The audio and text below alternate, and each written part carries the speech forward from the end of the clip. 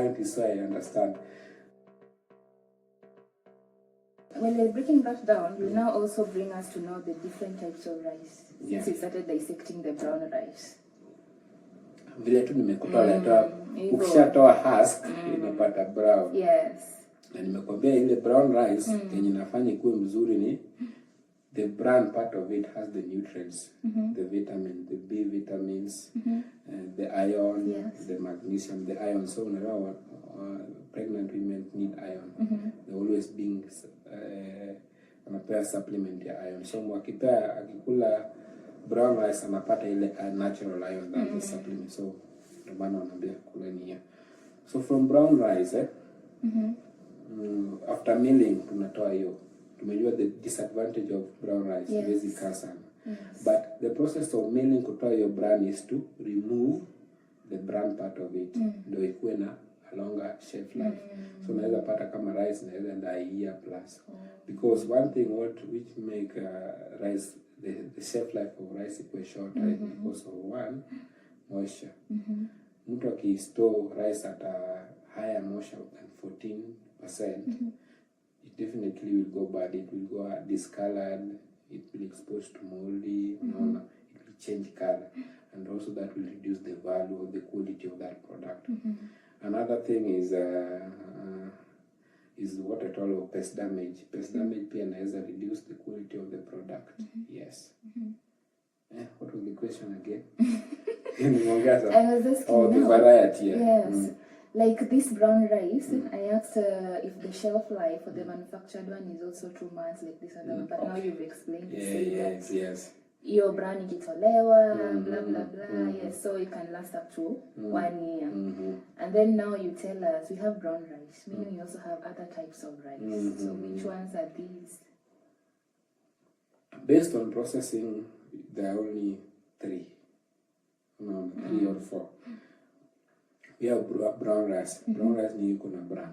Unaelewa? Yes. We have the milled rice, which is also called the white rice. Ikishatolewa hiyo, yes, tunakuwa na white milled rice.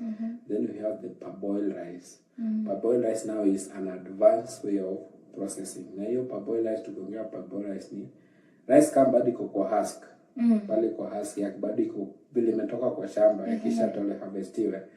Wanaweka wapi? Wanaisoak. Then they steam that rice. The process of steaming rice is to go for gelatinization. We know starch. This is now the science. The science part of it. Here comes the hard part. Let's make it simple. Tumeongelea about the starch. We know that we have 2 types of starch there. The amylose and amylopectin. So when starch is exposed to a certain temperature, a warm environment, it gelatinizes. Unaelewa? Ndio hiyo sasa the branch, the amylopectin. So gelatinized means what? The starch is a molecule, isn't So when it exposes to temperature, high temperature plus water, it bursts.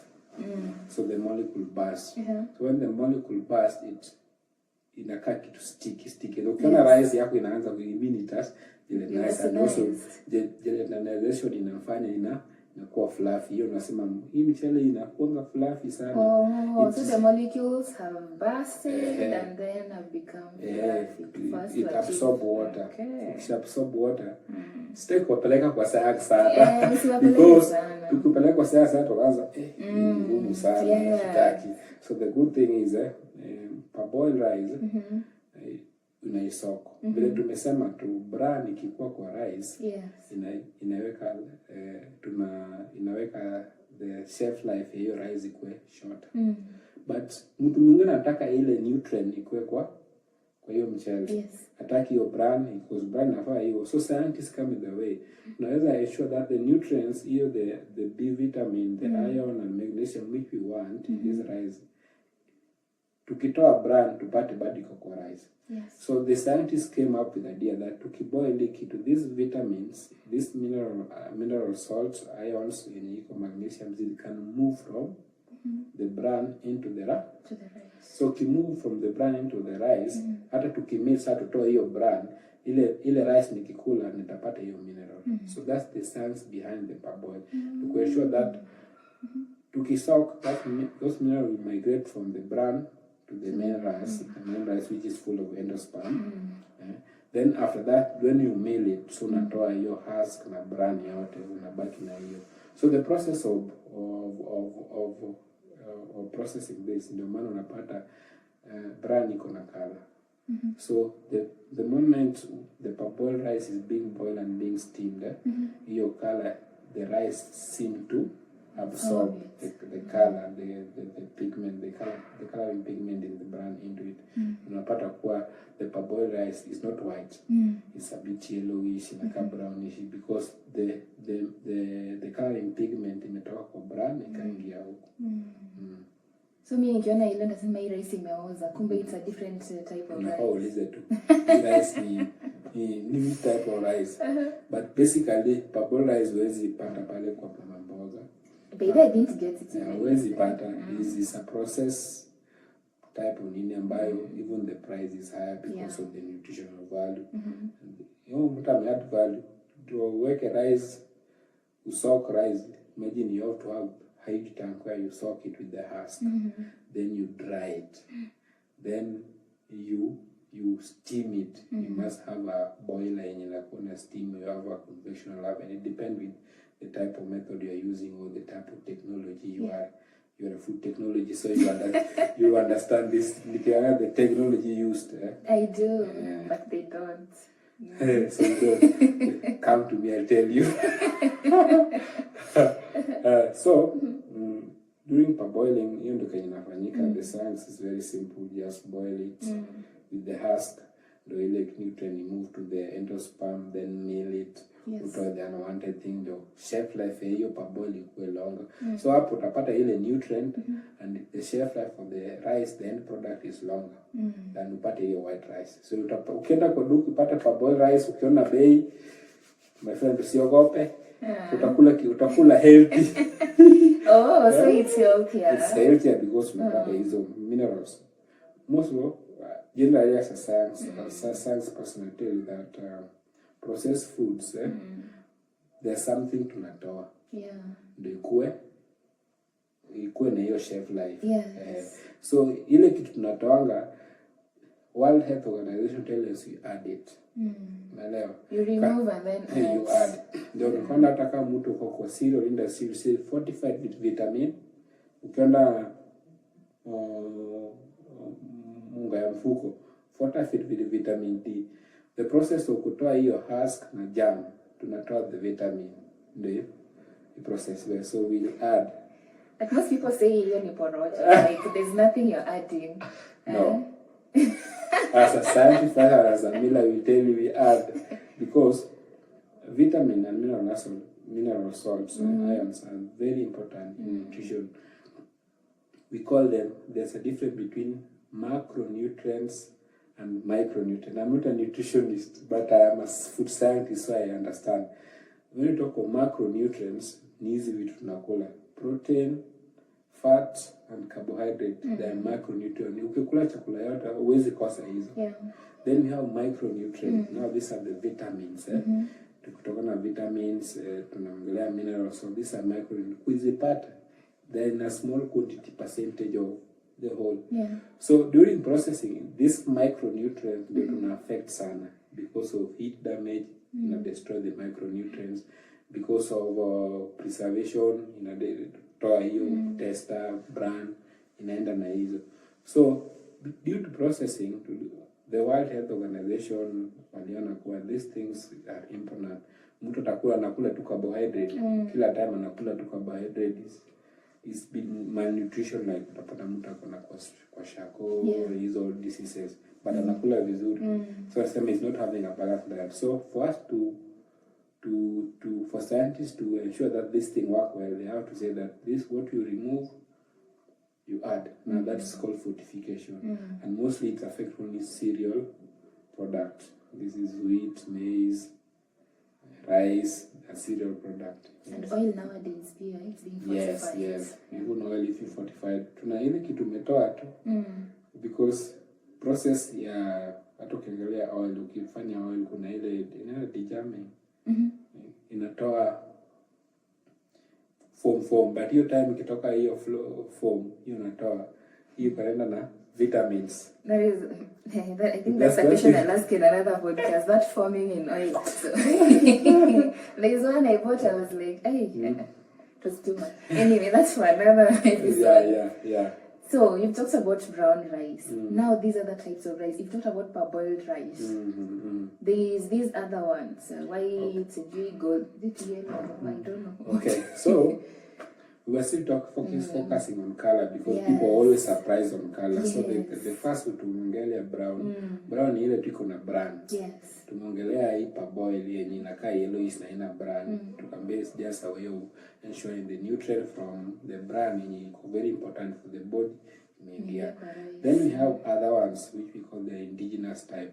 Where utapoza kuona prele shanga nimeona rice black, rice red. I know, right? Like, rice ya black.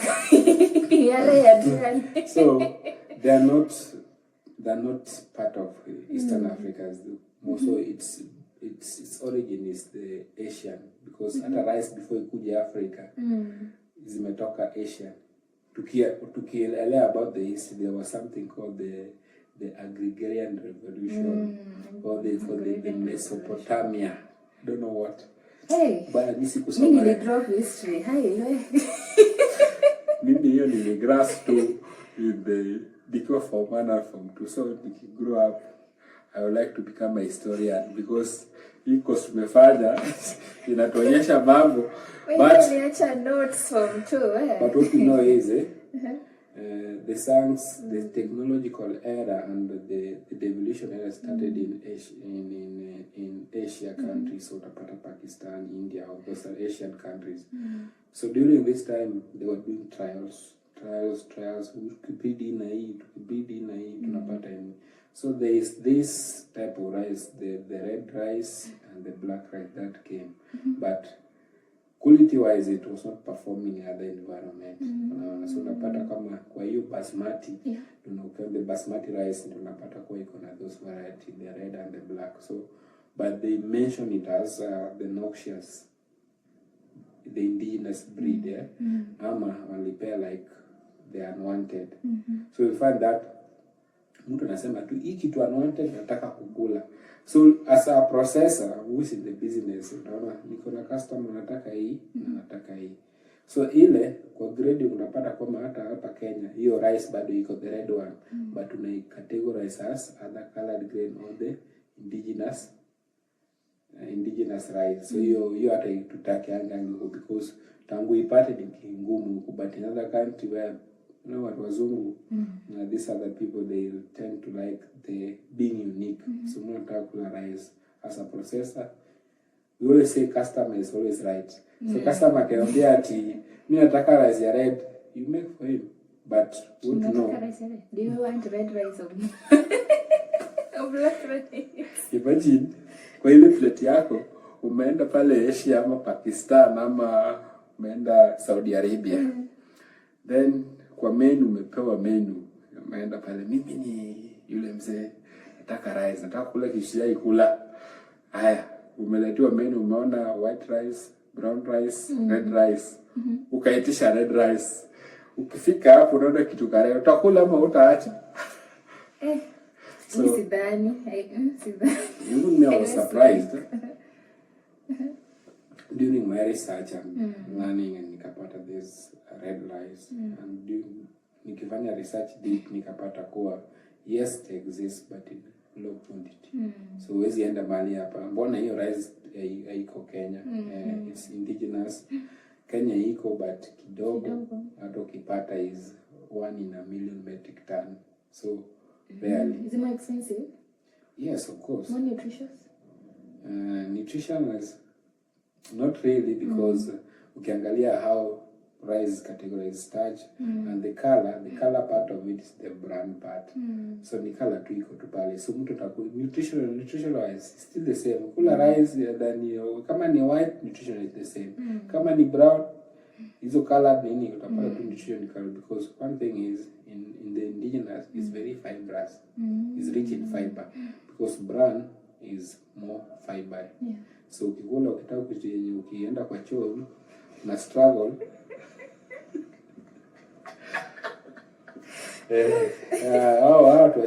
watu wa western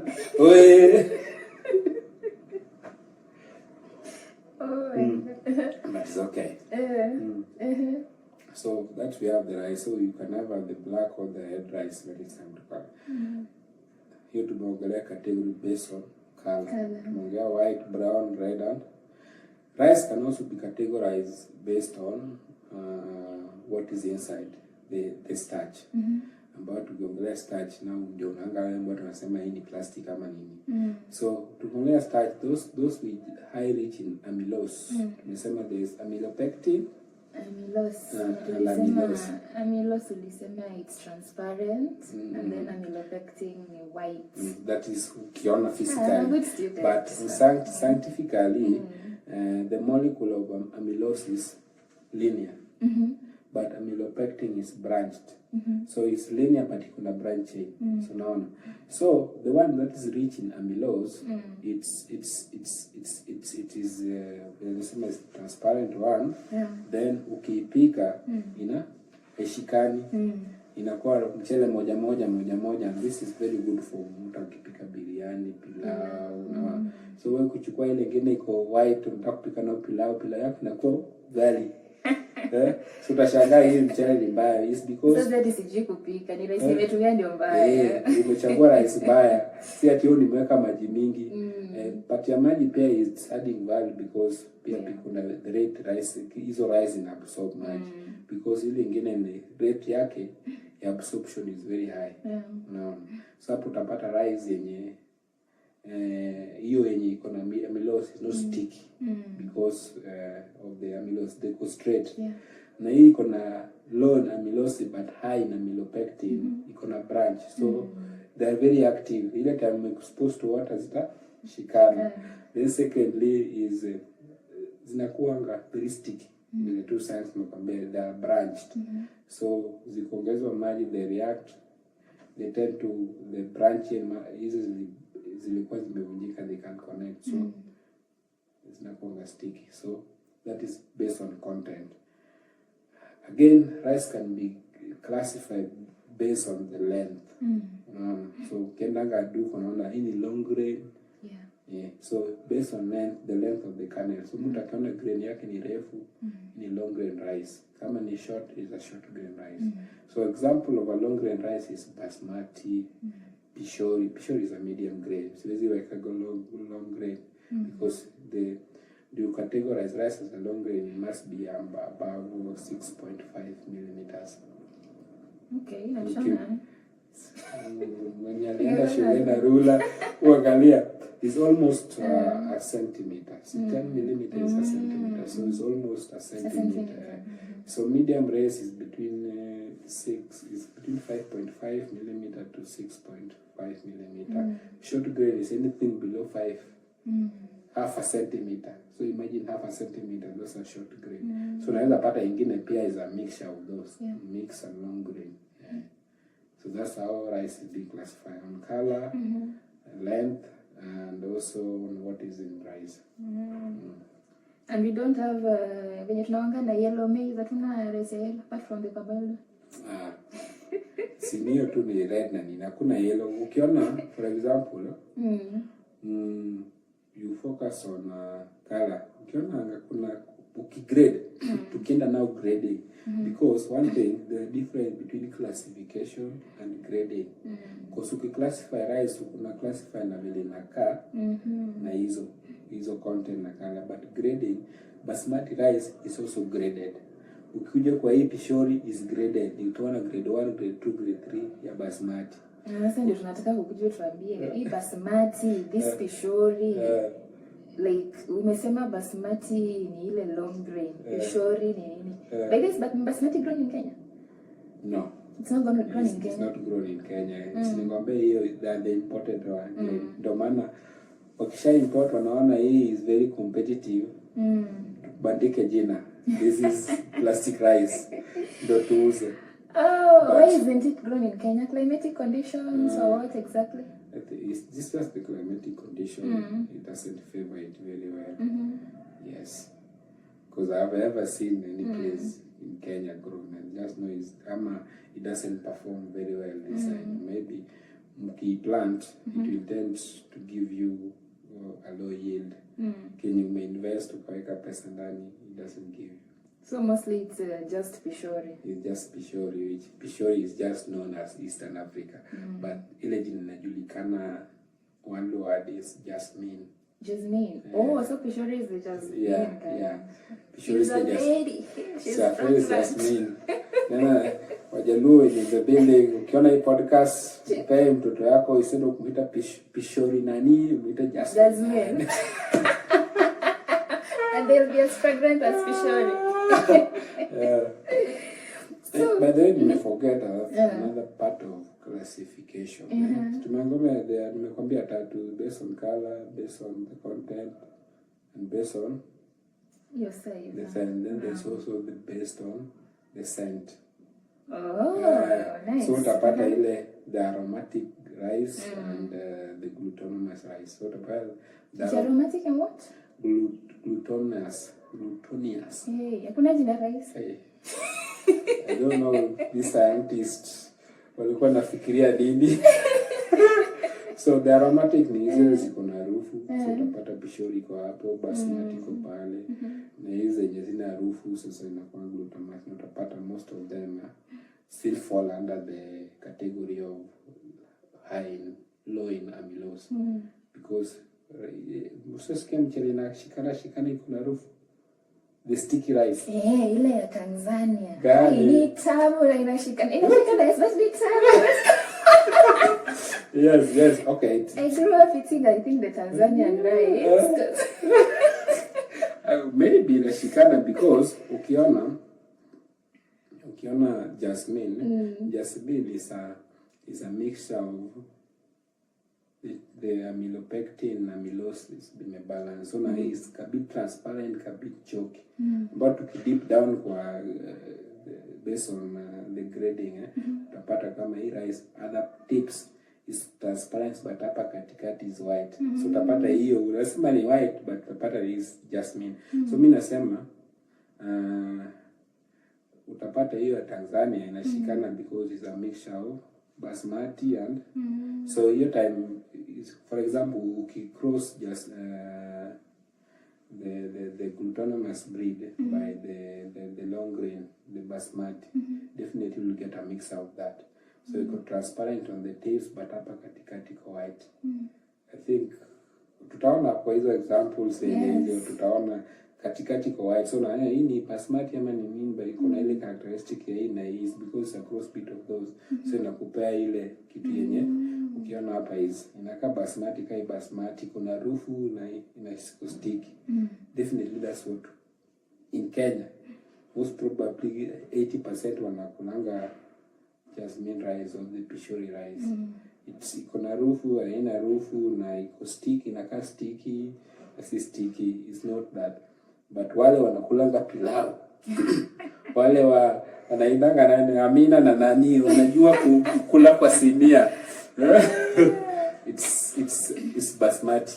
Kama si Basmati hiyo si ya pilau mapiliani.